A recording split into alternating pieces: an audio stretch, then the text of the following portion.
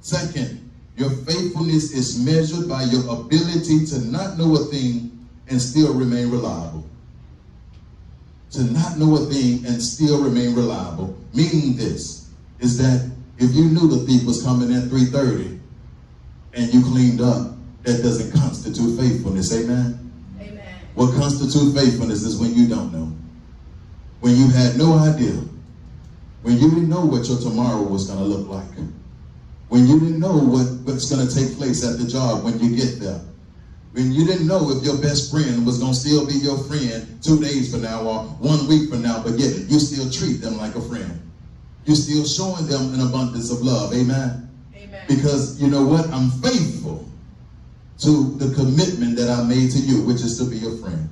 I'm faithful to the commitment that I made to you, which is to be a husband or to be a wife or so forth. Amen? Amen. I'm faithful. It's easy to trust someone to be there that's always there.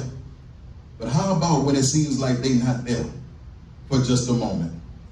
When it seems like you're missing them in that moment, can you still be faithful? Can you still knuckle down and say, I'm going to still remain a friend. I'm going to still remain faithful to my relationships. I'm still going to remain faithful to the house of God. I'm still going to remain faithful to God. Even when I look around and sometimes it don't seem like God is there. It seems like I'm crying, but he's not listening. It seems like I'm begging him, but he is not coming through. And I cannot still remain faithful.